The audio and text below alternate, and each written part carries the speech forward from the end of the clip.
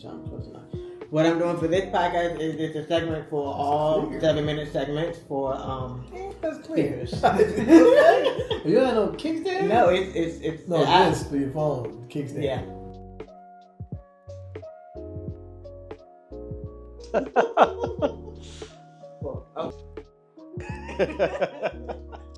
Right. That would be.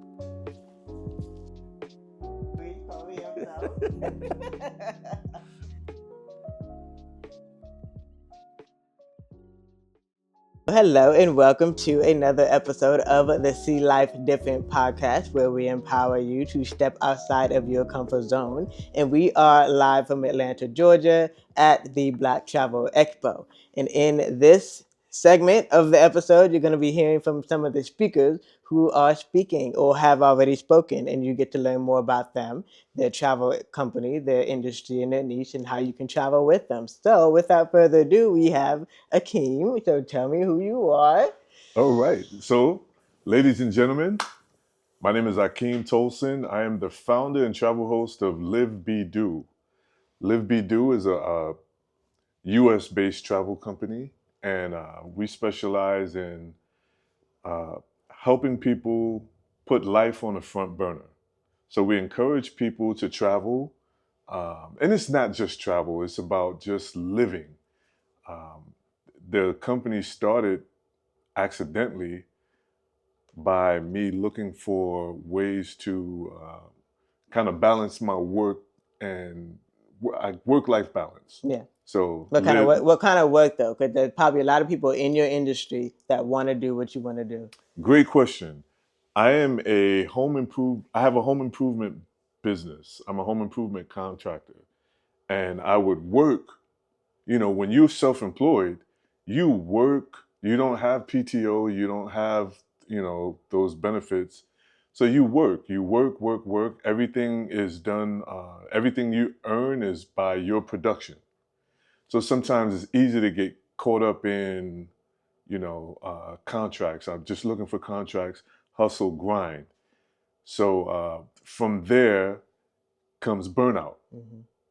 And so from the burnout, I had to be more intentional about scheduling my breaks, my rest, and travel.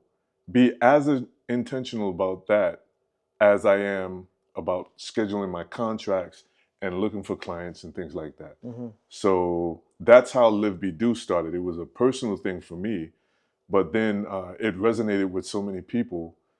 People would see me traveling and they would ask if they could join. And so, little by little, it went from a few people, few friends joining, to people wanting to buy the t-shirts, to people wanting to join us on trips. Mm-hmm. So how many people maximum have you taken on trips?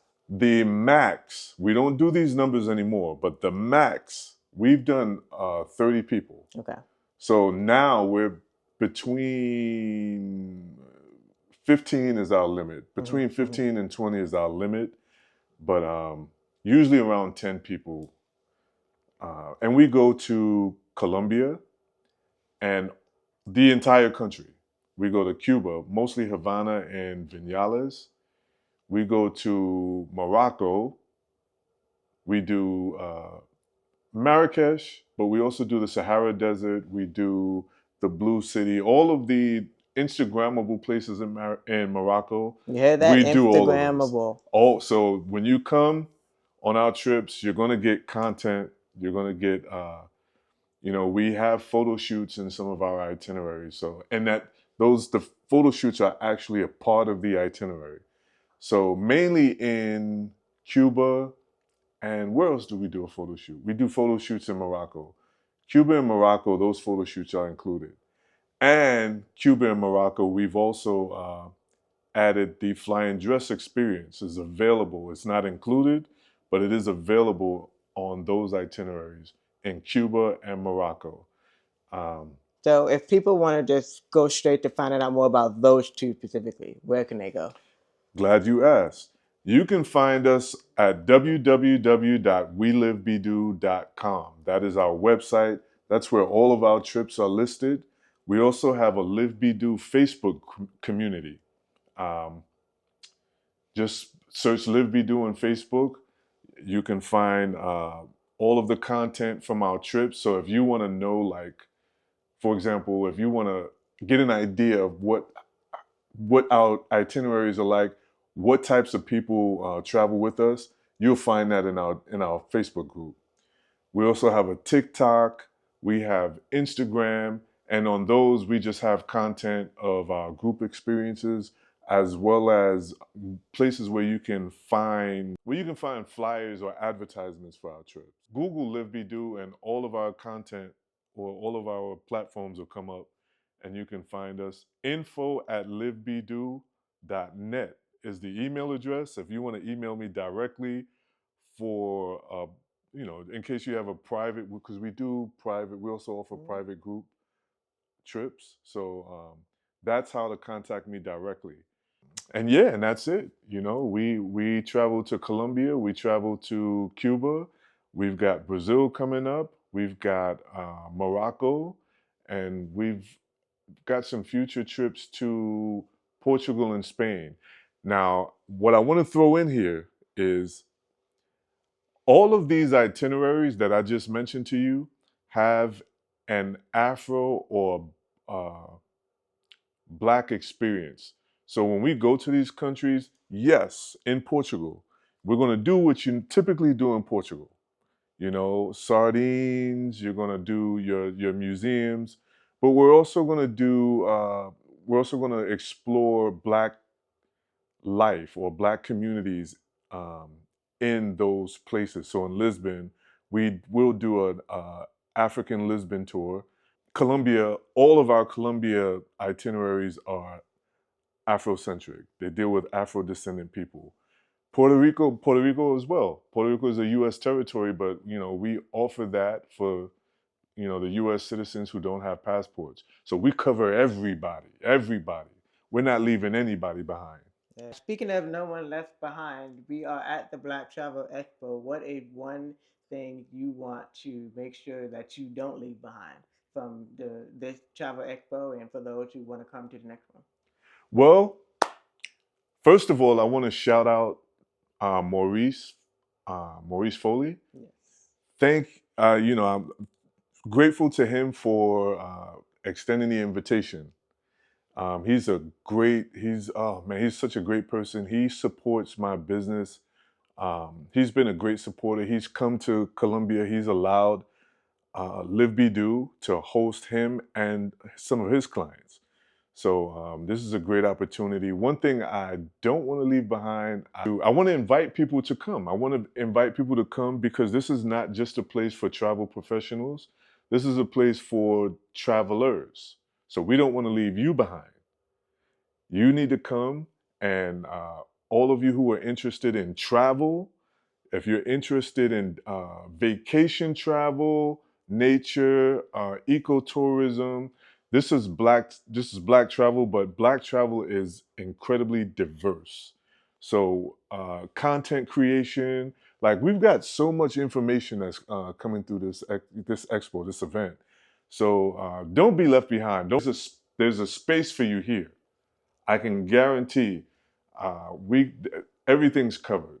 Everything is covered. We got you covered. So if you don't make this one, at least follow Black Travel Expo. They're on social media. They're on Instagram. And, pay attention to the upcoming events. If you can't make it this year, make it your business to sign up for 2026.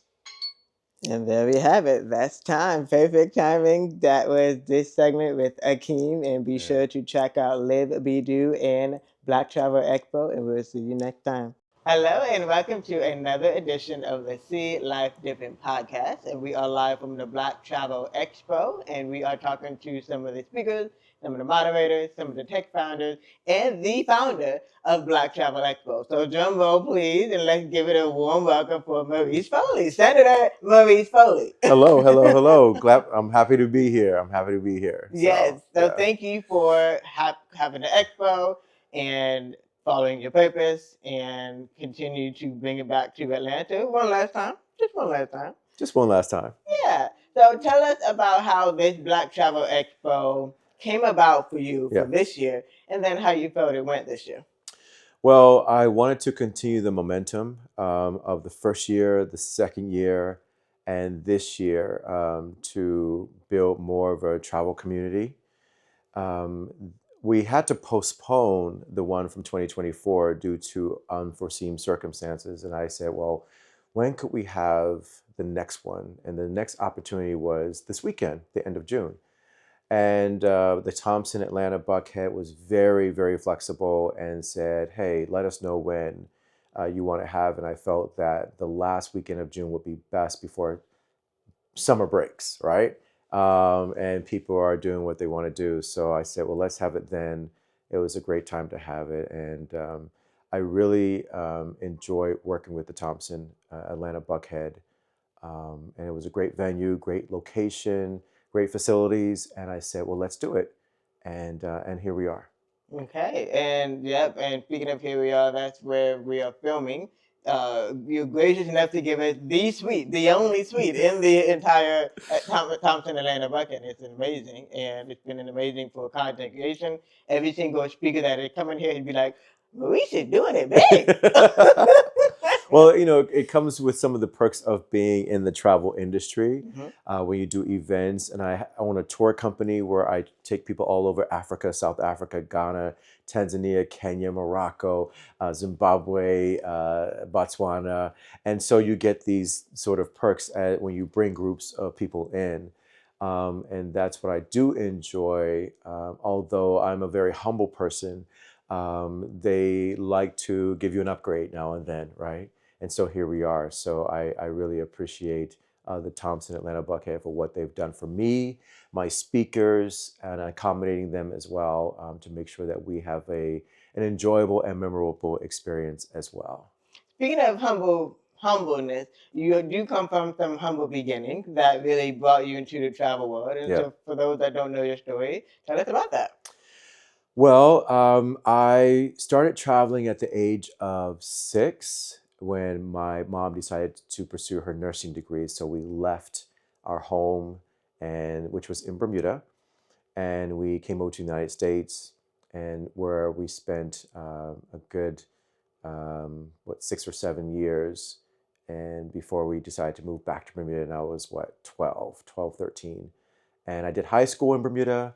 And then when I went off to college, and then when I came back and graduated, as a graduation gift, my family rewarded me with a trip to South Africa. And it was in 1998. And it was literally, 4 years apartheid had ended. Nelson Mandela was president. And so it was a great time to go down there to do some missionary work, to build a church and also a community center for this community that was down there in South Africa, not too far from Cape Town. And I just fell in love with the essence of travel, how everything works from getting to the airport to getting checked in to getting on the airplane and all that was involved to get the airplane up and back down again. And 18 hours later, you're in another continent, right? And that was something I was fascinated about, and I wanted to. And once I got into South Africa, I just fell in love with the modernization of being able to get on a flying vehicle that was going to take me to another world. And I wanted to continue that journey and gain that experience. And so I took it upon myself to say, you know what, I want to continue this journey. And then it evolved into sharing my experiences with others. And so that's how I came about my journey. And it hasn't been easy. And when you talk about humble beginnings, I don't stay at 5-star hotels all the time. I really like to stay in the neighborhoods or at hostels where you pay $20 a night or $25 a night, because that's where you get to meet real people that are traveling throughout the world. And I've made some wonderful connections. And I just want to share those experiences to people, especially from the United States, especially Black Americans who've never traveled outside the United States, to take my experiences and my documentation of those experiences and share and say, hey, there's more to just being here in the U.S. So I enjoy taking people over to the continent of Africa, various countries, as well as I've taken people to Greece in Australia. And so what that does is that when I take people over there, it not only allows me to travel in essence for free, but also allows me to see more of the world as well. And speaking of seeing more of the world, there's going to be more opportunities for the Black Travel Expo to see the world. Yes. Yeah? So what can you tell us about that so far? So initially, I started the Black Travel Expo in 2021. I actually created it in 2020, but it didn't execute until like 2021. And I'm a consumer of travel. And so I spend a lot of money on travel. And I started looking at the reports of the spending power of Black leisure travelers in America. And in 2018, it was 60 billion. 2019, it was 120 billion. And now it's projected in 2025 to be over 140 billion. So I was like, well, wait a minute. I've gone to travel conferences, and I was like, it just didn't feel like we were there as a Black culture.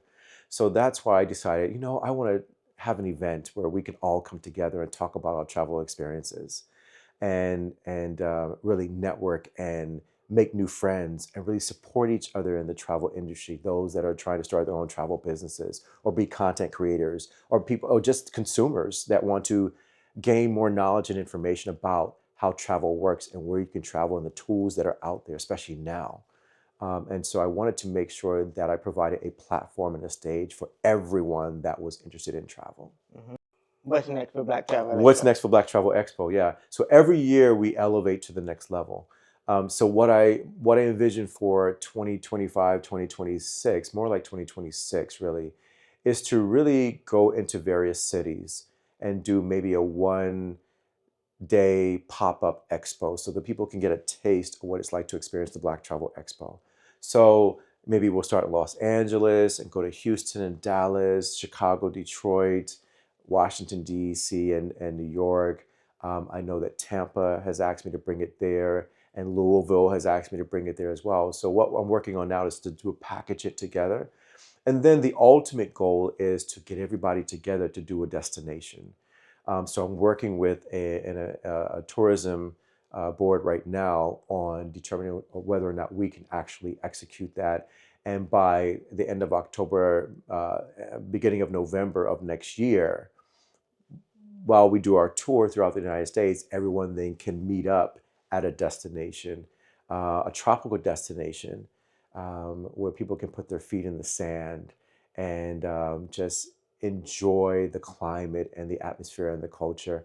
So I'm working on that right now because I believe people do want to travel and they want to travel with a trusted source. And so if we get everybody together, not only consumers, but content creators and influencers, and we all go to a destination together and really embrace that particular country's culture and blend in and meet other people, then that's a goal that I want to accomplish, to build the momentum here in the United States, but also to connect with people in other countries, not just in the Caribbean or in Canada or in Europe or in Africa, but to make sure that that the connection goes both ways. Okay, and one tourism office that I've worked with, or tourism board, is Kenyan Tourism Board. They've been excellent. I actually went over there after they invited me to really experience Kenya. And I've been to Bermuda as well, where I live now.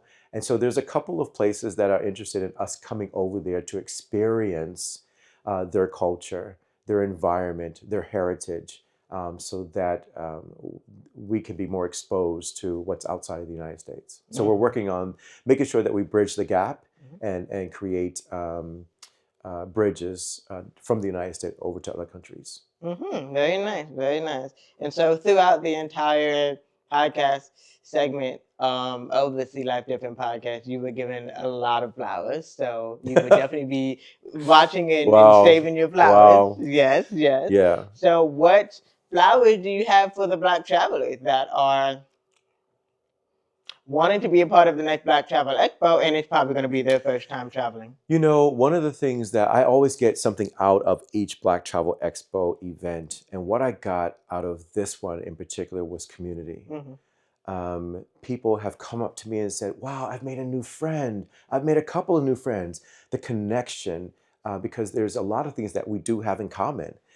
We just don't open our mouths sometimes and really introduce ourselves to people. So I wanted to make this a friendly environment where people can come together and feel comfortable to talk about who they are and their backgrounds, and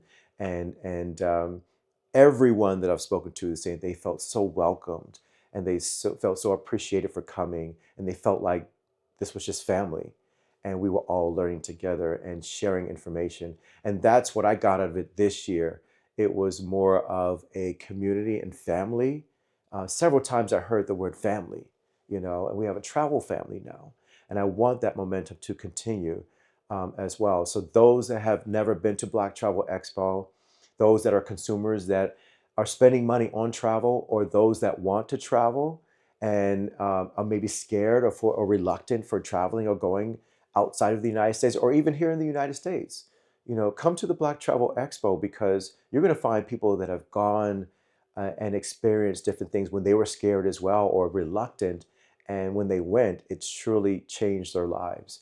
And we want to be able to set the stage here at the Black Travel Expo, so that, and to prepare them for the journey. Mm-hmm. So we have wonderful people that have stepped up, and it was a tremendous and emotional expo for me this year, because just to see everybody in the room and smiles on their faces, and they were just so satisfied that they had made the journey, and they're so looking forward to the next one. Absolutely. Well, there you have it from Senator Maurice Foley himself. And this has been another edition of the See Life Different podcast, and we will see you next time. So I'll start. My name is Christine Chepkoit. I'm the founder and the CEO of Terik Tours. And as Stephen had mentioned before, it stands for a totem in the Kalenjin culture that means the elephant. Mm-hmm. And born and raised in Kenya, but married in Rift Valley, where my husband happens to be a Kalenjin, and that's how the totem was discovered. Yeah, and I'm Stephen Kilonzo, one of the directors of Terik Tours. I love to explore, I love to travel, and I want to take along as many people with me as I can. So it's interesting that I stumbled upon travel in the most innocuous of ways. But I'm glad I'm here, so enjoying my current experience in travel. I met Maurice in 2023. The Kenya Tourism Board had set up a familiarization tour for content creators, for actors, and for people in the travel industry. And so, being one of the tour operators in Kenya, I was invited to be one of the hosts that would help these amazing Black American content creators, tour operators, and actors to come discover our country. And from there, we formed a bond. We had a conversation during and just before he left for back to come to the US. And we've been in touch since, working with him, discussing what the industry is about, pushing the boundaries. And, because we have constantly stayed in touch, one of the things he said is, hey, why don't you come and share your experience in the Black Travel Expo? And so it's the privilege of having this platform is because of Maurice and the friendship we formed. And we're grateful. It's been a great experience as a woman, having to work with 4 other directors who happen to be men. My company is made up of 5 directors. Of course, Stephen, who's here, and Chepkoit, also who's in the United States, and then the other directors are in Kenya. So you can just imagine working with the most 4 powerful men. Yeah, I mean, for me, to be behind a strong woman as Christine, as a founder, she had this visionary, and it aligned with a lot of the things I want to do with my life and a lot of the things I want to do with how I live. And so, it was not difficult to jump onto this vision and to be a part of it. And so what we've done is to amplify the vision, to anchor it in reality, to execute what the vision is about. And just being here for the Black Travel Expo 2025 has been such an eye-opener. And I believe I'm better for it because most of the conversations we've had, the panel discussions, everything we've experienced today leaves Christine and I and Terik too as a whole so much more sharper. When we go to the market, we are going better informed. We are not flying blind. We would like to take this experience back to our clients, to the stakeholders we engage around. And as I said in the meeting, in our panel discussion, we would like to shape policy that brings opportunity for more. So, I want to thank Maurice for, this platform because he has, and he continues to bring the right people together that will influence and create such a big platform and an opportunity for many more to benefit from travel. So one, we are accredited, right? We do a thorough job when it comes to customizing the itineraries. And so what you do is not only get to meet whoever wants to travel, get to know their goals, what it is that they like, and then we sit down and create those itineraries at a good timing. That is one of my pet peeve that I'm interested in. When you come to me and you ask for that itinerary, I want it back to you on time, not having to take long. We are legitimate in how we, acquire those contracts. So yes, they need to get to us because we have good everybody on board has experience. Not only are we travel agencies, on board we have people who have done accounting. We have someone like him who's traveled a lot. We have someone who helps us with the legal part of that. So we are a sound travel agency. And most people are probably, when they come on board, they're doubtful to say, are you legitimate? Are you going to take our money and walk away? So I want them to know that we are here and we do an awesome job. I think for me, one of the things I would say is that we bring the currency of trust. In an environment where it's easy to get scammed, we bring trust as an element that gives the Black traveler an opportunity to not stress about, many of the things, the elements about travel. But more importantly, they can focus on the experience. So on the back end, we do a lot of due diligence. We make sure the people we onboard as our service providers, the people we bring on as our partners, are people we have developed a trust relationship with. And therefore, we transfer that trust to the traveler. So going forward, what we want to do is make sure that that trust element is something we get to amplify.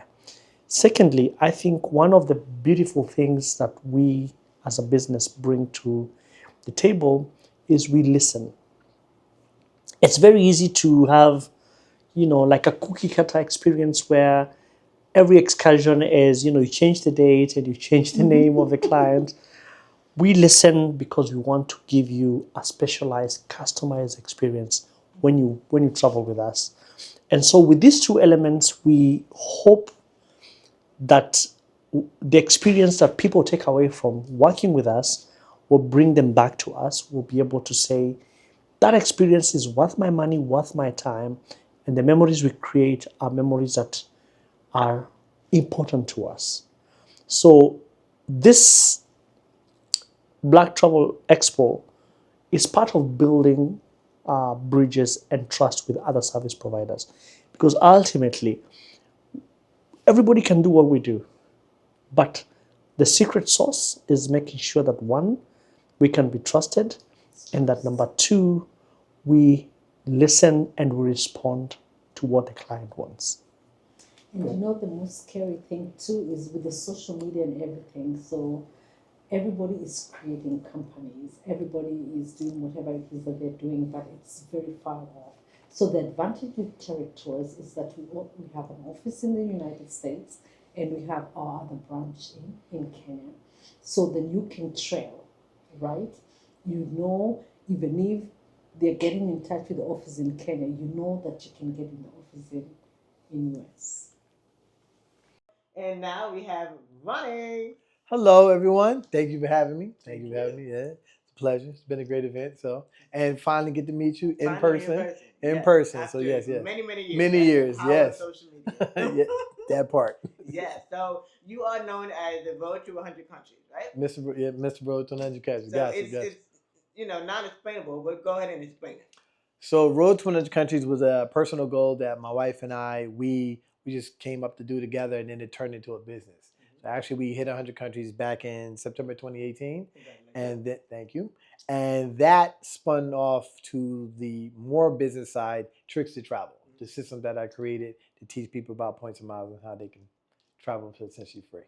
So how can they do that? I think right now maybe they may be just casually using the Southwest, Delta, American Airlines point, but what else are they missing about that? So actually, you just said everything that they're missing. And when you said hotel and airline cards, and that's not the way to go. So transferable cards is actually the better way, so that you can transfer those points to multiple airlines, especially international ones, that you're going to get a bigger bang for your buck. And just being able to use cards instead of debit cards or like cash, where you're always earning points on everything you spend on. You might as well, if everything you spend on is going to get you a free flight, why not? Or a free whole trip, why not? So that's what I teach people, how to do that and how they can use that to do it. Good. And now you do it with a family. Yes. So that's the other thing is we did the Road to 100 with just my wife and I. And, then the doubters came like, oh, you're not going to be able to travel like that when you have kids. The award seats. So the crazy part is what people don't realize or don't know is that my wife and I flew a lot of economy when it was just her and I. It was just her and I. And we was, getting a bigger bang for a buck, a lot of points. Now, with kids, we've taken it up a notch. Now, for the last 6 years, we've only traveled in first and business class with my daughters. They've never seen economy. And that's using nothing but points. And I tell people, like, I'm doing 4 award seats now instead of 2. That should tell you it's very possible if you're willing to learn. So that and I want my daughters to see the world. So they're only 5 and 3 now, but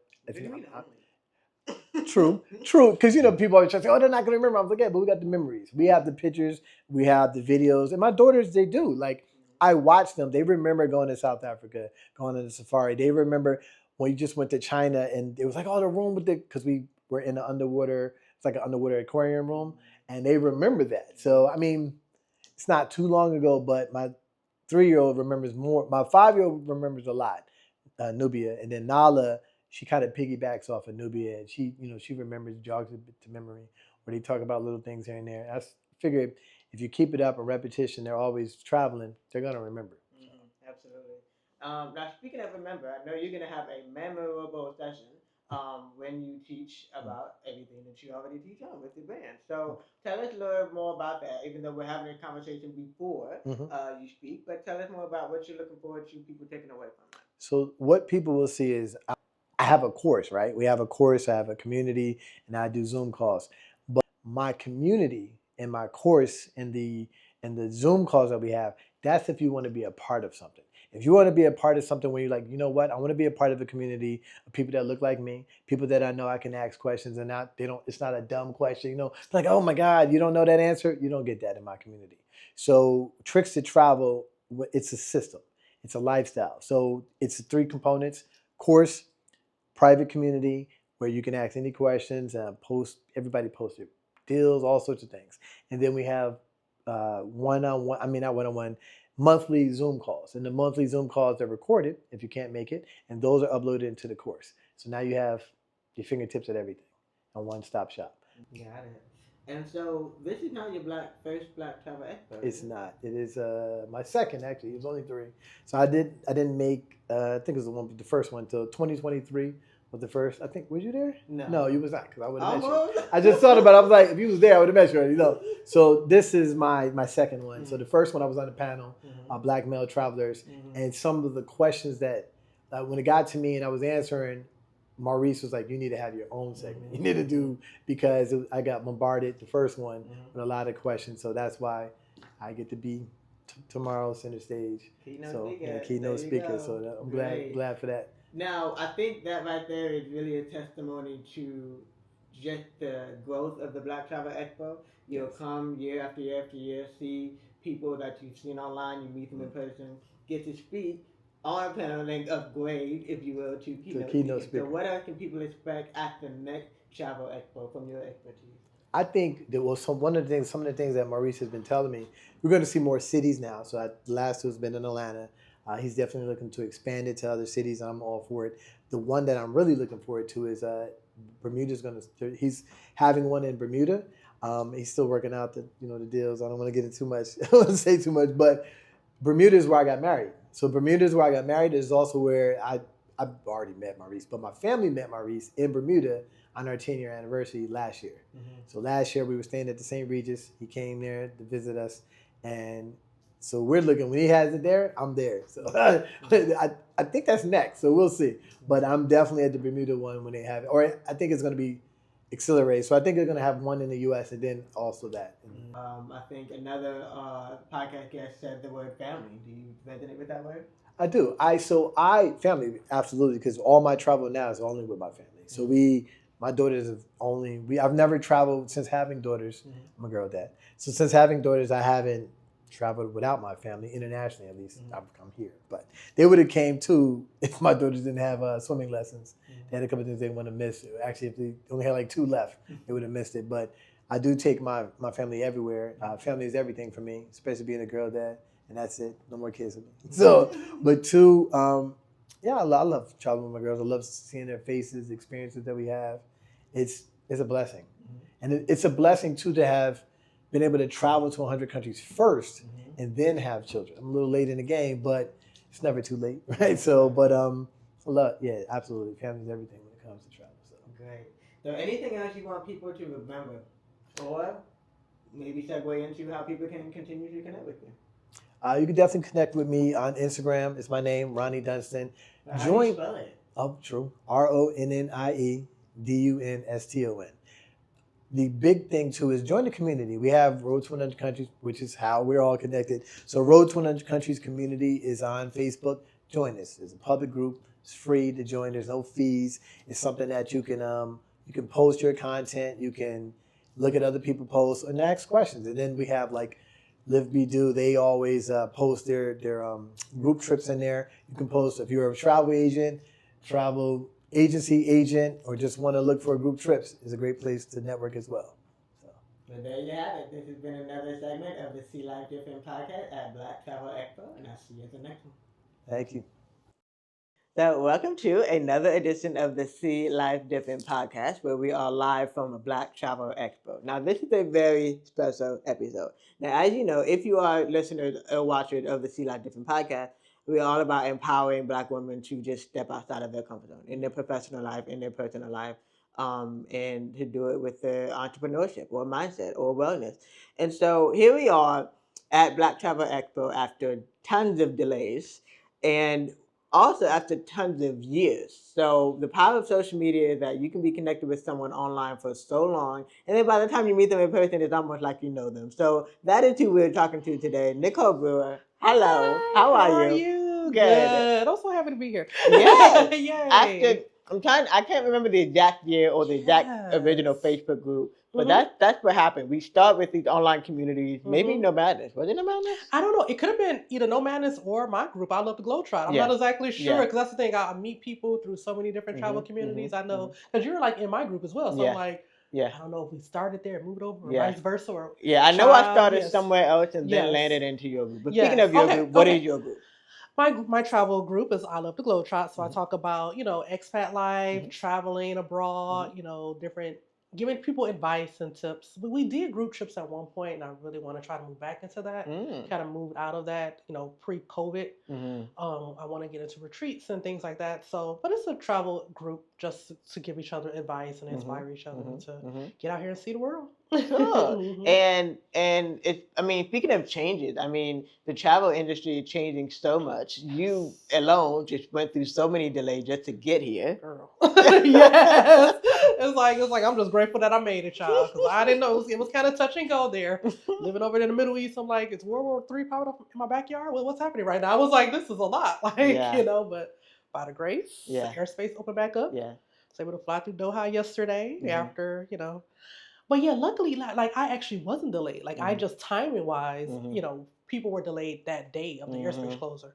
But Qatar Air, they were on top of it. Like they got that together within a day. Yeah, I was so impressed. Yeah, so. But that's important. I'm glad you got to say that because that's different from looking at it on the media versus who actually had to go through that. Exactly. So thank you for saying that. Yes. Now, speaking of, we're at the Black Travel Expo. What are you doing at the Black Travel Expo? Well, actually, I'm going to be speaking on a panel this afternoon about the expat life, the experience of being an expat, and how I've pivoted and been able to make other income opportunities, travel writing, being a content creator, things. I'm now a travel advisor. I got to tell people I wear many hats, but the whole purpose is to talk about my experience living abroad and how I've flipped it into other opportunities. So tell us that short version of the background. How long have you been abroad? Ooh, child. It's crazy when I think about it. I've been abroad now going on 16 years, but it's over 15 years now. I left during the last recession in 2009 and never came back. I was in Korea for 3 years, with the grad school in Germany for a year, and I've been in Oman for over a decade now. Ooh, that's a mouthful. And so we were all talking when you first arrived. They're like the OG of travel, the legend of travel. I was stop it right now. Akeem was like, "Bow." I was like, "What are you doing, sir? Get up!" Hilarious. But yeah, I've been in the game for a minute now, so just out here living life and hopefully inspiring some others to do the same. So yeah, that's my goal, my mission. Yeah. So what is your tip it's a two-part question. Your tip for those who want to come to the next Black Travel Expo and those who are already on the bridge of wanting to do the expat life? That's a good two good questions. Obviously following the Black Travel Expo online, because for me, this was a blessing. When I saw that Maurice was having an expat panel, I reached out to him.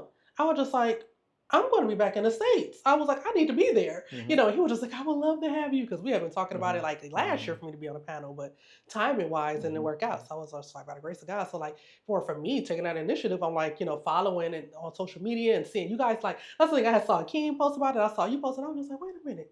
I was like, there's a panel that I could actually fit right into. So it just worked out.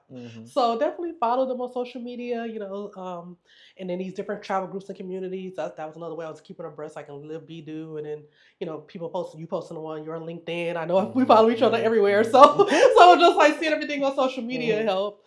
But, and then, sorry, the second part of the question was? The second part was just about the expat life. Oh, the expat life. Oh, man. Honestly, social media is another big one. Just reaching out to people who are doing it like me, coming to events like this where you can hear from other expats. I actually wrote a book, a guide to land an English teaching job abroad. So for people who are interested in this lifestyle, I'm just there's opportunities, use this to help, but so definitely social media, there's resources out there. So you just have to keep your ears to the ground. So how can they find the book? It's available on Amazon. Okay. Yeah. Cool. And how else can they find out more about your Facebook group and about you? Definitely. The Facebook group is called I Love the Globetrot. The LUV and then the number 2, so it's a different, unique spelling. Same thing with my my social media. I'm on Instagram, Nicole.ILoveTheGlobetrot on Instagram, and on TikTok, same name. So pretty much in Nicole Brewer on LinkedIn. Definitely follow me.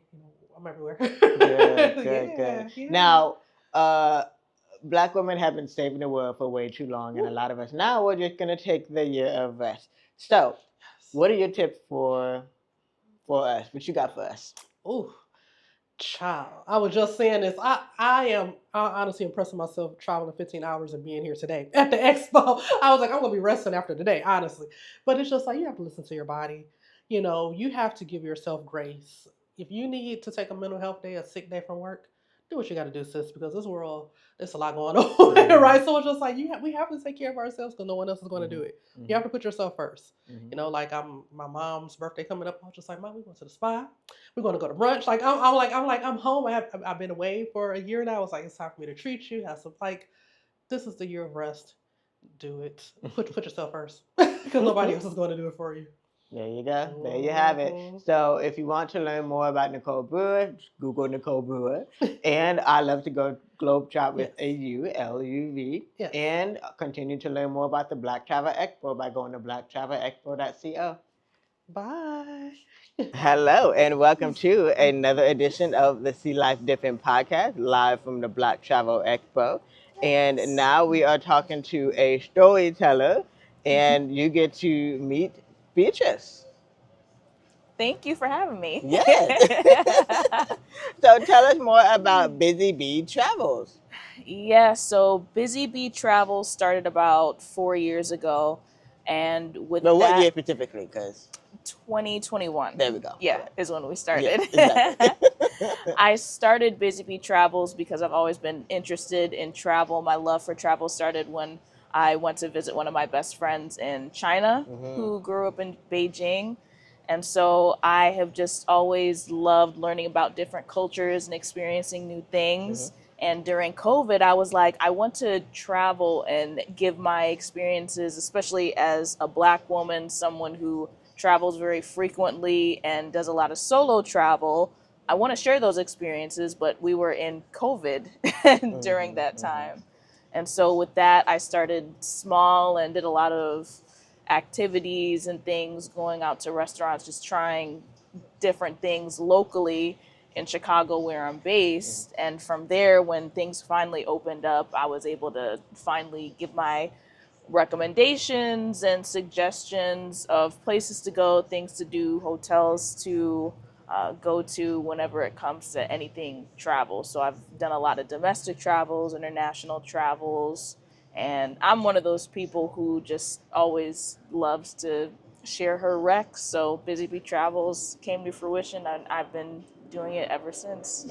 I love that. And so then approximately how many states, how many countries? That is a good question. I know I have been to 5 continents so far. I haven't actually tracked how many states and countries I've been to. I know that I've been to more than 12 countries. I'm going to probably about 20 states, but I haven't done the official math on that. The numbers are not accurate. So would you consider yourself like the go-to for like all things Chicago? I would say I'm definitely one of the experts when it comes to things to do in Chicago. I really love my city, and now it almost being July, summertime shy is a wonderful, wonderful time to visit the city of Chicago. So cool. Well, I mean, I haven't been, so I think now I know who I need to reach out to. Yes. So, yes. And so we also were both on the Black Travel Expo panel about all things content creation. And it ironically enough, the questions that came from the Q&A were a lot more about how do I make money from this? So what can you tell those who probably have that same question? I would say in terms of monetizing your travels is starting to build up your own portfolio. If there are travels that you've done, even when it comes to past travels years ago, if you still have that content in your phone, there's always something to edit. If you're looking to work with tourism boards, hotels, and you still have that content, make that content as if you're already working with those brands. And from there, you can build a portfolio. Media kit is typically what people ask for, which is the equivalent to like a resume when it comes to influence and content creators. And from there, just start pitching. That's the most important thing. So I think for me, I was also doing a lot of solo. Well, I started with a lot of groups first, and then eventually made it solo. So even with my group trips, I was telling the story as I'm there. So I know that by that time I was already building my voice, so people liked the way I tell story because of the way that it felt like they were there with me. And so when it came time to either, travel merchandise type of partnerships or even affiliate, marketing type of partnership, that's what I was able to start it with, with building my community because people recognize my voice and because of that, connection. So what are your takes and tips on those who want to do the affiliate marketing route with everything that they already buy, but, just send people to their link? That's definitely a great way to get some type of income when it comes to diversifying.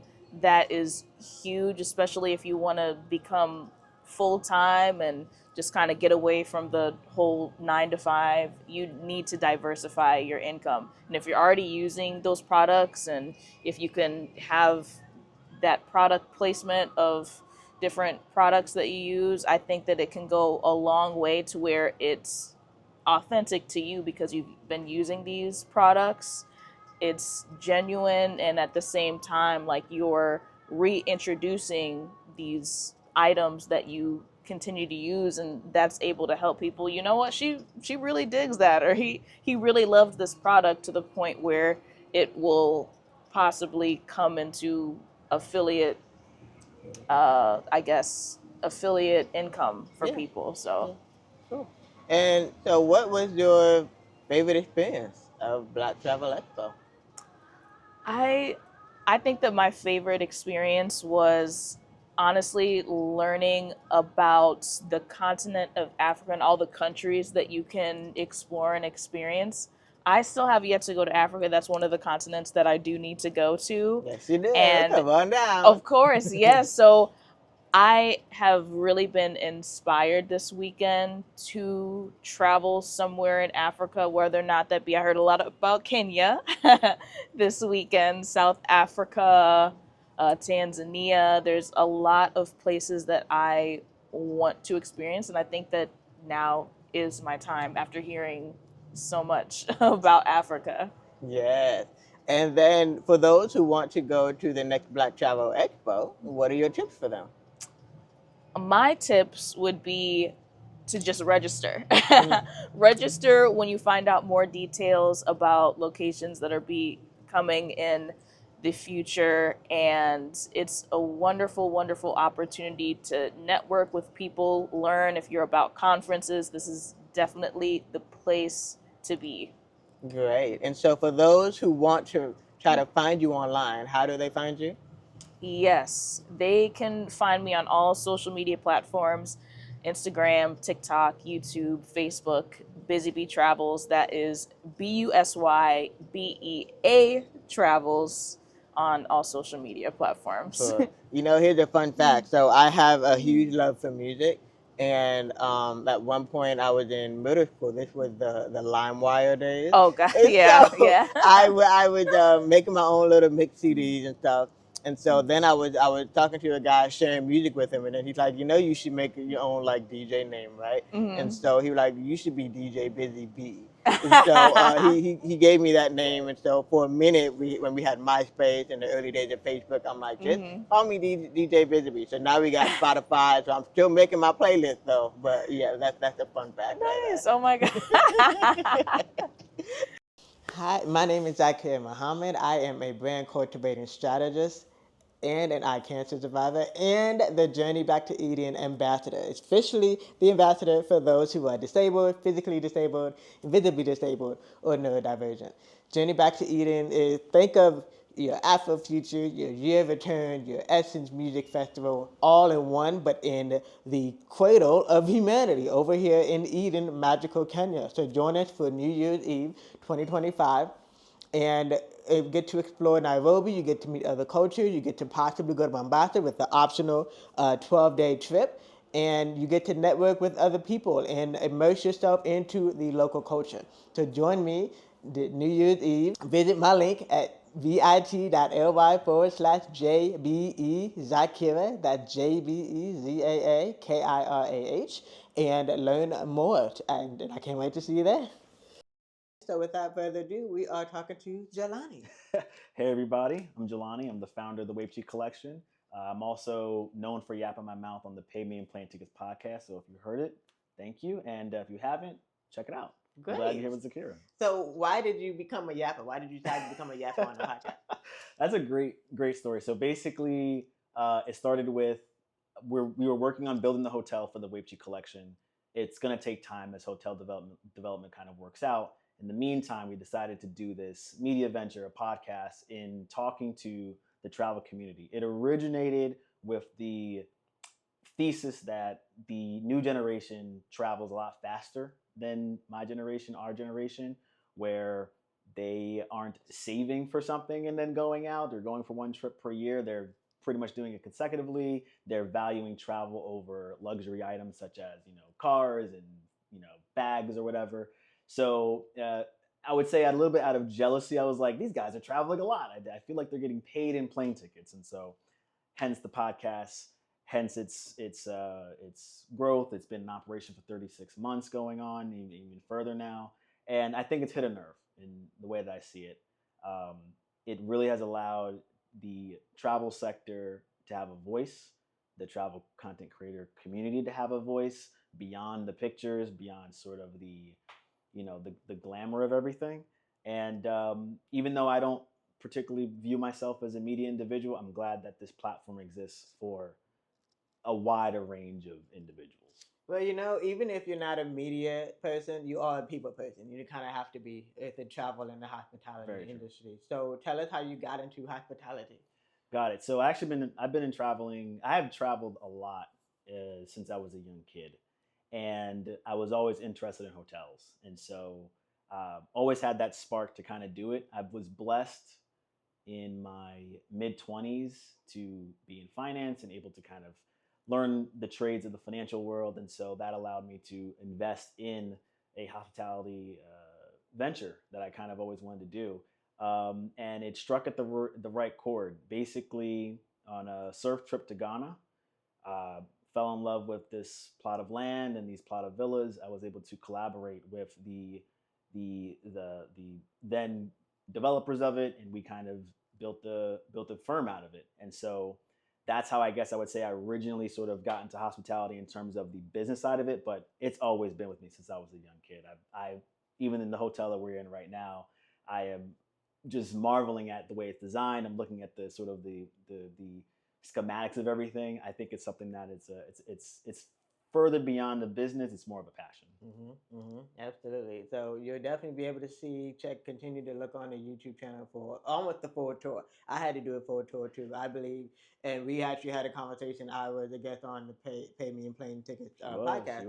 And we were having a conversation of how to make hotels even more accessible. Yes. And so for this one, I'm probably going to give a personal review of it on a separate video. So it's definitely an amazing hotel. Definitely. So speaking of the hotel, we are at this hotel for the Black Travel Expo. It is not necessarily Black owned because it's a Hyatt Regency, but they partnered with Black designers to create it. How important is that for you with your hotel? Ownership is important in terms of any community, and I think it's vital in the Black community. And on top of that, I think that as we further into the African community, you need to have African ownership, some sort of Black ownership to kind of keep the sanity of the community that the hotel is operating in. You want that to be a safe, secure, growing community. And I think the way I've always approached it is the Wapchi collection wants to be there first before the JW Marriott gets there. I want Wapchi to set the standard before any other particular brand does. And I'm not saying other brands can't be there or gatekeeping anything. What I'm saying is that there's an importance and a value in setting the standard in the hospitality sector, especially when it comes to the African community and when it comes to Black community at large. And if I can do that prayerfully, successfully, I think that will hold long for anybody else who wants to play in this space, play in that particular beachfront property that we do have. And so it's sort of like there's a bigger message than to the P&L of the whole business. Profit and loss for those who are not in finance. the profit and loss of the venture, and it really does matter to me and whom we partner with, how we actually make sure that the staffing is proper, that the community is taken care of, that they're actually getting highlighted in certain things that they particularly take, fun and enjoyment in, and not necessarily just, putting a whatever checklist for a particular attraction in that particular space, because it might not be authentic to that region. And so that's kind of very important. Very important. So speaking of the Black community, we are here at the Black Travel Expo. Is it your first one? Yeah, first one, I will say, inaugural. So how has been the expo so far, and what is your tip for those who want to come to the next one? Okay, the expo's been great so far. I'm meeting tons of people. I'm feeling a sense of warm, cordial invitation from everybody. I was able to be a panelist on the Black Male Traveler. Moderator. Moderator on the Black Male Traveler panel. And so what that really kind of showed me is that there's a larger community out there that look like me, that do the same thing as me, that they have the same purpose and passions as me, and it does make me feel a sense of vindication in the journey I've been on, and also a bit of warmth in sort of that we aren't alone in this space, and so I'm just glad to kind of be here and take part in this event, and again, thank you to Maurice for taking that risk of starting this, because I think it is important, especially in Atlanta, Chocolate City. Great. Well, that was it. That was your chance to meet Pay Me in Plane Tickets and Jelani Millard. Yeah. And stay tuned. Find them on social media and learn more at blacktravelexpo.co. And so now we're turning it over to Too Busy to Travel. That's correct. Too busy not to travel. Not to travel. Too busy not to travel because we're too busy and we should travel. Absolutely. So we got to be traveling the world. But yes, I am the owner of Too Busy Not to Travel. My overall umbrella name is Too Busy 2 Consulting and Management Group. Doing business as Too Busy Not to Travel. We do a combination of things from the standpoint of our consulting company. We help small businesses with their fintech. We help them with their AI. We help them with their strategy of how to use technology and AI to help them be more efficient. Of course, with Too Busy Not to Travel, we do boutique travel, typically for women over the age of 40. And we go and see the world. And it's all adult, pretty much just women, but sometimes the guys do come with us. But we go and enjoy the world. Simple as that, because we're definitely too busy and we have to travel. Yeah, absolutely. And so we happen to be spontaneously on the same panel talking about bridging the Africa continent. So what was that experience like for you? It was wonderful. As I said on the panel, thinking back to one of my first experiences, I've traveled to 7 or 8, I think, of the 54 countries in the continent. And the one that probably, they all resonate for different reasons, but talking about my experience in Kenya really was, I think, the thing that most people got something out of. So as an example, as I indicated there, I'm sitting in Kenya having breakfast at the hotel that I'm staying at. And my example was, of course, in corporate America, we're so far in between when it comes to executive individuals, things of that nature. And so as we're walking through, the cafeteria or whatever case it be, through the halls, we have a tendency to notice one another. And it's a simple nod. Hello, how you doing? Not necessarily even words, it's just acknowledgement. And so I'm sitting in having breakfast in Kenya, and I'm watching all of these wonderfully dressed individuals walk in the door. And I saw these men come in these suits and the nice shoes, and I'm going, wow, I'm noticing. So then all of a sudden I noticed some ladies come in as well. And I'm like, nice. And then all of a sudden it just hit me. I started looking around the room and I said, wait a minute. Everybody at every single table in here is a executive looking individual that's dressed nice, etc. And they're all my people. They're all my color. They're my kinfolk, as you would say. And it then went further than that. I kind of put my fork down and started looking around even more and realized every piece of artwork on the wall was a picture of us. There was not one picture of any other race, creed, or color. It was all us. Then I again turned and looked back at the kitchen staff and was like, wow, literally everybody in this room is my kinfolk.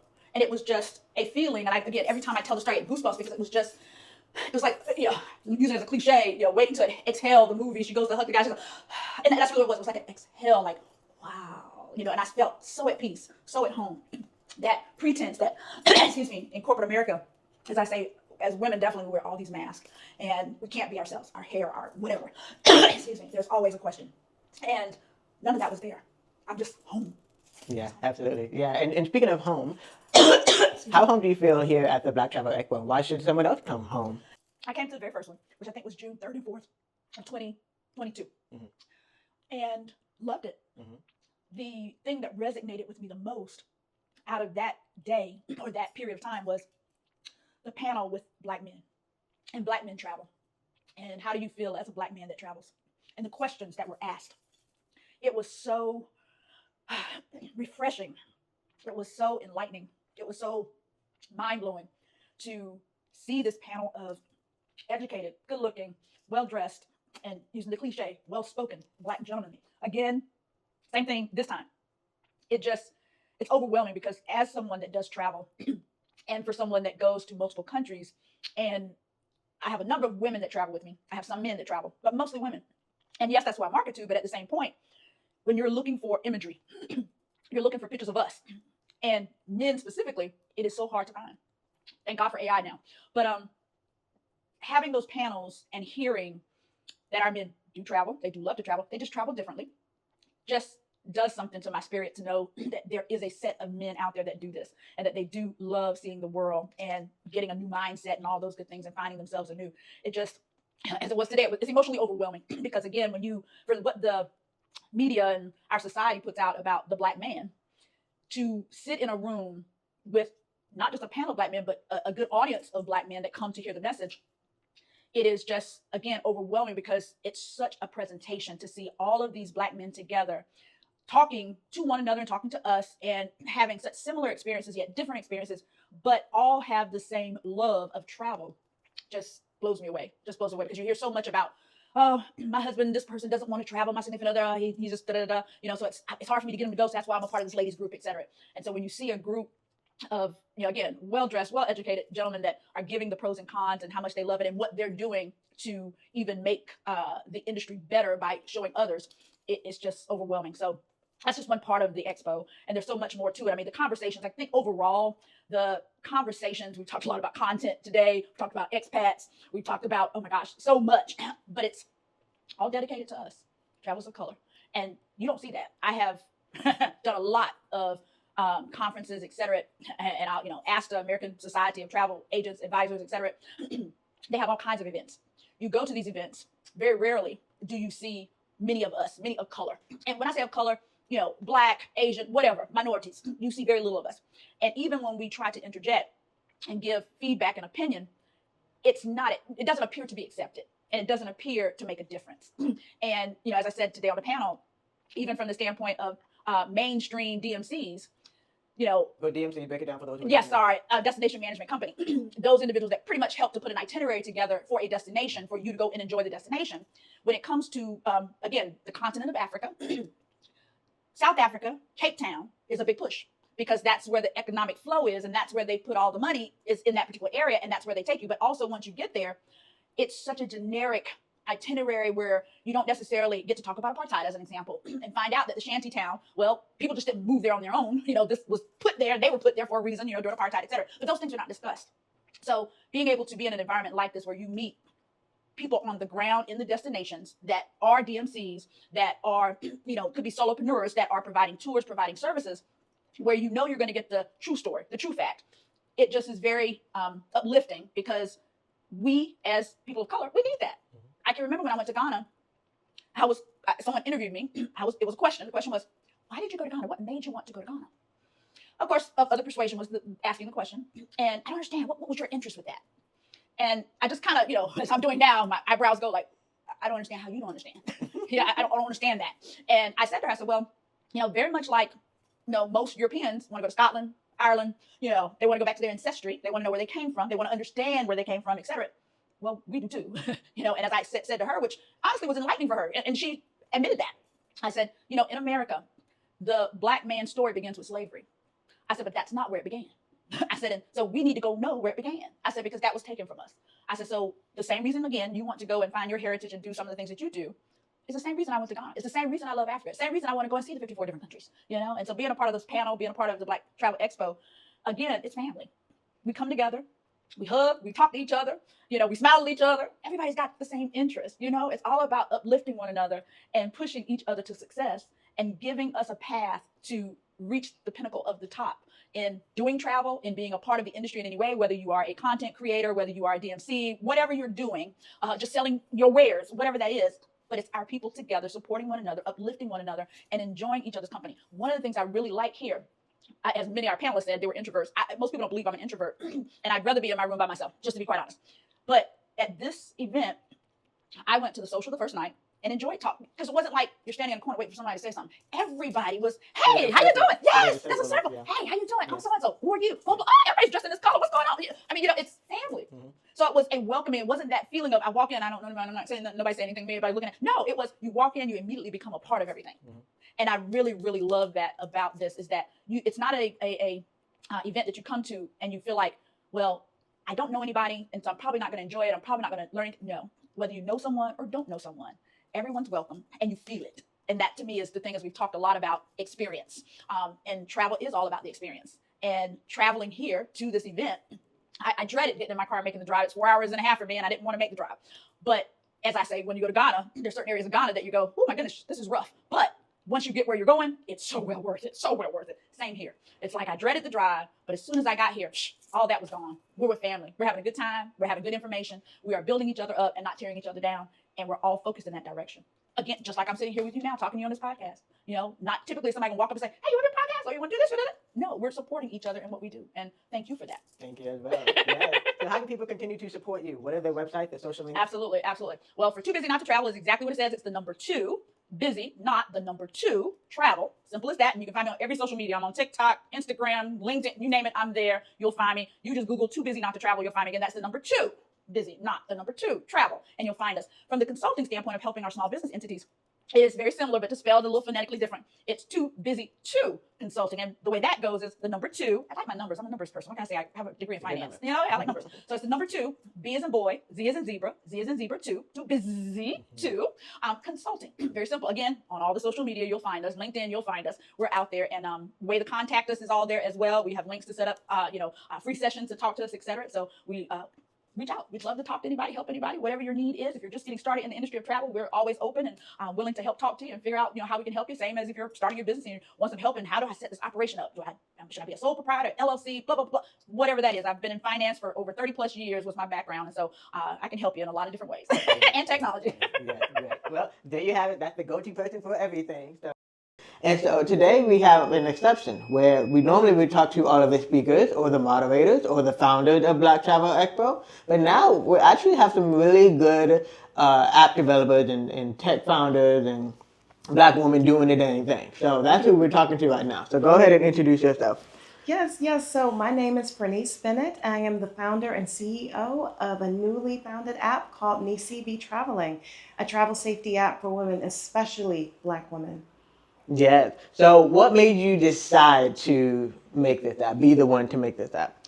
Yeah, so pretty much I have a very deep tech background. I have a degree in electronics engineering. I've gone into optoelectronics. I've done many different kinds of projects and research. And I've done a lot of traveling from all of those opportunities, especially internationally. How many countries? Oh my goodness. I think I am nearing around 25 plus. I have to do my actual count. Yeah, right, yeah. And still counting. Yeah. But yeah, so with a deep tech background, a lot of the opportunities by the grace of God that I've been availed, I realized that one of the things that was the most prevalent was my safety.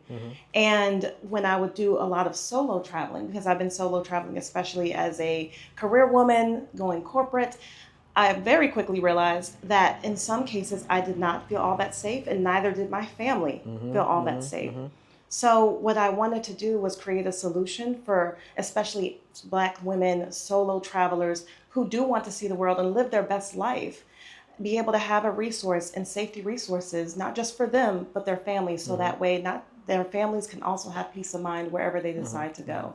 And so through the Neicey Bea Traveling app, you have travel advisories, you have GPS location, being able to drop pins on various locations. And most importantly, your family has access to all of these things as well. So even if you're traveling alone, you never really are. You have your family and your tribe with you.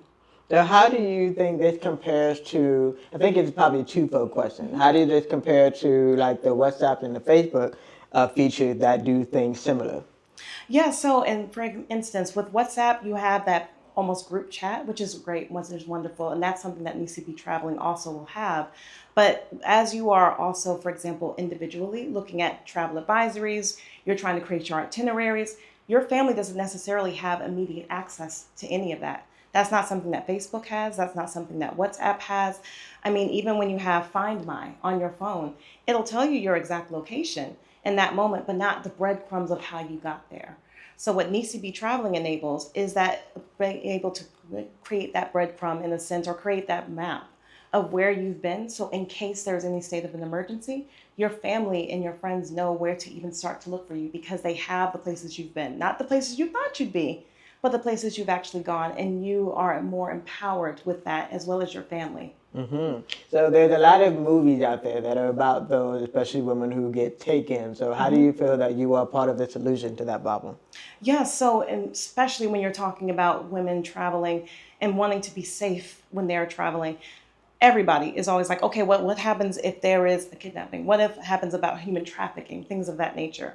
And one of the problems that existed before Neicey Bea Traveling came about is that, okay, I would have to try to contact my mom, send her individual things, versus what we're going to be able to do is drop a pin, being able to have that. And when you talk about the trafficking piece, and again, we all hope for the best, but in case the worst happens, you want to be able to see where all you've been, your family being able to have that. Especially when minutes count. And you don't want the US government or any government trying to crack your phone to find it out. So that's where I would say, and be able to answer that question around like, hey, when it comes down to taking human trafficking, by being able to create that breadcrumb and being able to have that real-time information for your family, it makes the difference. Mm-hmm, and sometimes it makes all the difference. Mm-hmm, mm-hmm. Now, for those who are not tech savvy, how do they use the app?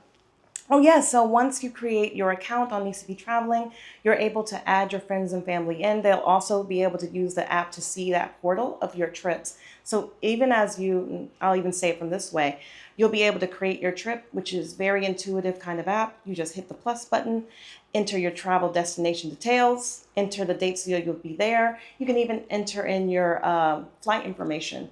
And then from there, it'll automatically generate the details of your travel advisories. You'll be able to create your travel tribe, and you can actually just import your contacts directly from your phone into the app itself. And then from that importability, they'll be able to see everything along with you. And then when you're on your trip, you'll be able to just go into the app. There is a GPS services aspect, drop a pin, and you'll even be able to export your PDF. Your friends and family actually can export your PDF of all the places you've been to. Mm-hmm. So yeah, very intuitive, all within the app and all in one place, because we want to consolidate. Mm-hmm. Mm-hmm. Great. So how can people learn more about you, and how can people download the app? Yes, so the app will be hitting the stores as of this month in July. Mm-hmm. So you'll be able to find the app on Apple Store under Neicey Bea Traveling. So that's spelled Niecey, B as in boy, traveling. And then outside of that, you can find us on our website, which I'm happy to share. We're also doing a revamp of it, so it'll look even nicer. But you'll be able to find us in the App Store, as well as our website, neiceybeatraveling.com. Well, thanks for having me here. Thank you so much. And just to clarify, I'm not the founder. Right. That would be Lawrence. So a little bit about myself. My name is Emil. What's your last name? I didn't want to say it, so you say it. What's your last name? Emil Yongoueth. Okay. Emil Yongoueth. Yep. My roots are in Cameroon, which is in Western Africa. And yeah, I currently live in Los Angeles and Mid-City. Okay. You're familiar with the area? Okay. Very cool. Very cool. So yeah, and I'm here talking, presenting, sharing the word about GreenBook Global. So how was that? We're talking to you right after you just did yours. You got to do your pitch, essentially, and then join a panel of others who are just talking about anything tech-enabled with travel. So how was that for you? It was fun. I really liked speaking about GreenBook Global because I really believe in it.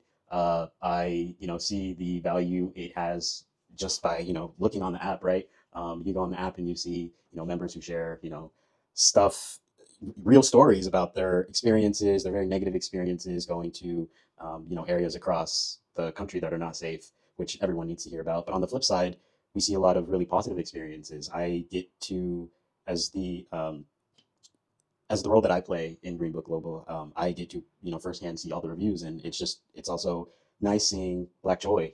Folks enjoying Bermuda, Trinidad and Tobago, Ghana, all these beautiful countries, having fun with their family. So yeah, GreenBook Global is a platform. It brings people together. It shares information, and that's why I like it so much. And I like sharing all the information I can about it. Yeah. Now, how do you feel about all the apps that are out there that may be similar to yours? Say that one more time. How do you feel about the apps that are out there that have similar purposes to yours? The way I feel is, I mean, I think it's good. Ultimately, right, like our end goal is Black safety. So if you use our app, if you use someone else's app, if you use another app, as long as you're using something, right, that allows you to get information, allows you to share information with other people, then, you know, there's no real reason for us to feel any other type of way. Information is power, and, you know, we can even collaborate potentially. I don't know. Information is really good. So I think that is a good thing, to be honest. So how can people find out more about the app and then reach out to you or anyone on the team? So you can find out more about the app through the App Store. So pretty much at this point, we've had multiple revisions of the app, both on iOS and on the Google Store. So, you know, Android, whatever you have, we can make it work. And yeah, a lot of great tools are on the app already. So once you download the app, you can create a profile. You can start posting reviews if you want. You can start looking at reviews if you want. There's a huge sort of like, it's kind of like a Facebook page as well within the app. So you can connect with other members. You can see what other people are doing, where they're traveling, where they're posting. Additionally, you can see the entire membership board, which right now is, I want to say around 600 or so folks on the app, which is great. And the numbers are increasing as well. And you can just find community. So you can find us on our website. We do have a website as well. You can find us on the app through that chat board I just mentioned. Either works. We're also available. You can just Google us, GreenBook Global, and yeah, either I, Lawrence, or anyone on the team can help you out. Oh, sounds great. And so what's one thing you want people to take away or remember about travel safety, the app, you?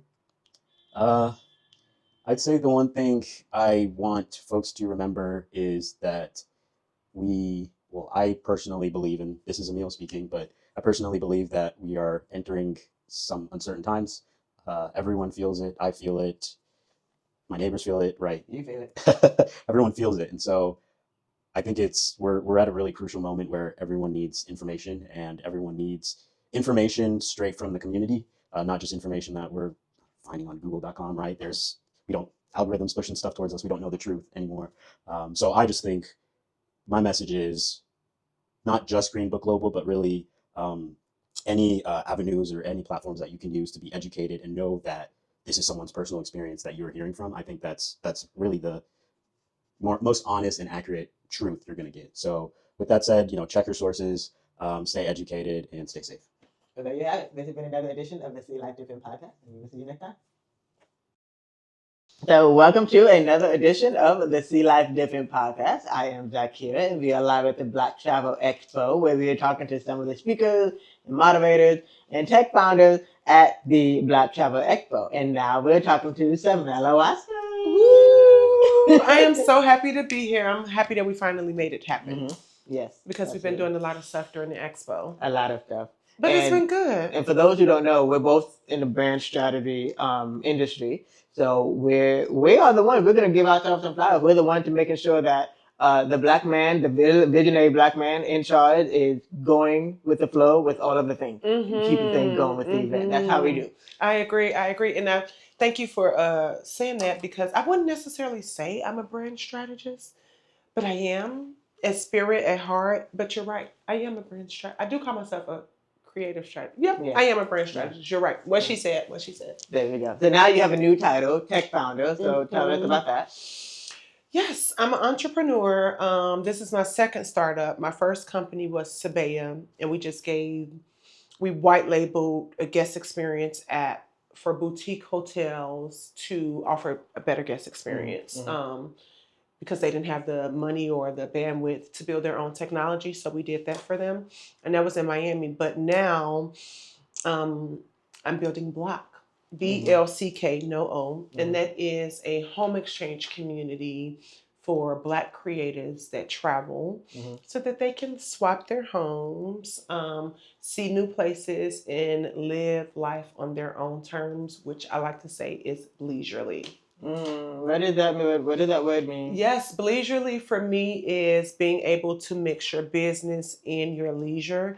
And so, for example, we're on this trip right now, but we came for business. But guess what we're going to do? Go have dinner with our friends, go visit our friends, make sure we hang out. And so we're combining both business and leisure to live our best life. So now we don't have to come back to Atlanta and be like, oh, I didn't see you. No, we got business done. And we got leisure done. So leisure. I love that. And you know what? The first thing that comes to mind with your Homestay is there is the movie with Jude Law, Cameron Diaz, what's the name? Kate Winslet. Yeah. I loved that concept. And if you haven't seen it, it's an old classic, holiday classic. So check it out. But I thought, okay, we need one of those. Literally that, and you're right. And it didn't even hit me. Like I've seen that movie, I would say at least 2 or 3 times, and it didn't hit me. And I actually wasn't even going to do home exchange, but I had this one friend who I hadn't talked to in years, and I need to reach out to him. But he was like, Samella, look into home exchange, look into home exchange, look into. He would not let up. And then I was like, oh wait, he was sent to send me this message. And when I looked at home exchange, Black travelers, we spend $145 billion annually. But most of the time we're not represented in mainstream travel experiences. And so instead of us waiting on somebody else to tell our story, we get to use what we got to get what we want. And that's more travel to do it freely without the huge price tag. Absolutely. And we are here at the Black Travel Expo.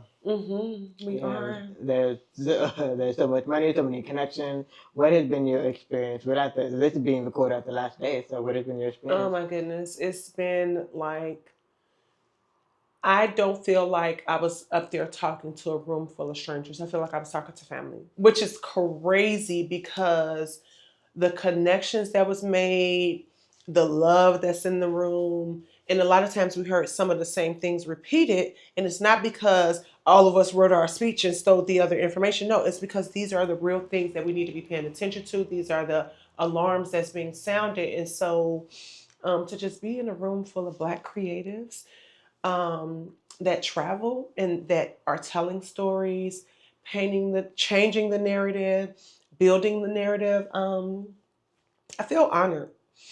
I feel like I'm that girl because I'm amongst other people who are those people. As Akeem would say, travel royalty. I'm amongst travel royalty, including you, because I told you. I was just like, when you was telling me about how long you've been to Kenya, I'm like, wait, girl, what? Tell me more. What else? What else? How does this work? Tell me these details. Like, how often do you hear that? Right. And but what's so beautiful is that everybody's so humble about it. Like we've had what's defined as travel legend be on this podcast segment, and it really just feels like they're just so humble. But I think what people don't realize is you have to be, because you travel to so many places and interact with so many different cultures. Agreed. It really does make you cultured, and it makes you, because hospitality is a people industry. And so if you're not for people, you're not going to go far, because nobody is going to want to give you that upgrade or want to bring that extra dessert out or that glass of champagne, because you're not a people person. And so to say you want to travel, I feel like it's literally the equivalent of saying you want to be a good person. I just made that off the dome, but I think that's something that we really need to push, because to travel and experience is to get to know people. And you're not going to get to know people if you're mean. Nobody wants to know mean people. Right. So speaking of getting to know people, how can people continue to get to know you and get to know your platform? Absolutely. So I've been doing content. I'm not really a content creator yet. I'm working on it. I'm really trying to be consistent. But I am on social media as Samella Block, and that is SAMELLA BLCK on all platforms: Instagram, YouTube, Facebook, TikTok, IG, all the things. And then Block is The Block, so THEBLCK on all platforms. As it relates to getting to know me, I am transparent, but I found out last night that I could be a little bit more fun in my content. They didn't say I was stiff, but they did say that I can loosen up. And so I'm going to have a little bit more fun now with this information and just being inspired by all of the people who are telling stories. So, join me for the ride, and you guys will be able to see what this is going to morph into. There we go. And speaking of morphing into, I know we can't say too much at the very moment, but Black Travel Expo is going to be morphing next year. But what are you looking forward to the most? You tried to trick me. You got me. Okay. Honestly, I'm looking forward to connecting with the people who we've seen or met this year and like talking about how far they've come. Like, oh my goodness, can you believe that I started doing this? And this is what I did, right? The tips that they gave us, the information, and just seeing how we are expanding within our own independent endeavors, but like how the community is connecting even deeper. So I'm excited about that, amongst other things that we cannot talk about yet. Yeah, the glow up. The glow up. Or anything else you want people to take away about anything? Yeah, you don't need permission to be great. Ooh, say that again. You do not need permission to be great. Sorry, I think some people are hard of hearing. Say, well, right. You do not need permission to be great. You should just decide what level of greatness you want to be, and then be it. Literally, like right after the decision is clear, be exactly that. And those who get it, and those who do not will eventually get it, but that's not your problem. And on that note, that is how we will drop the See Life Different podcast, and we will see you next time. Bye.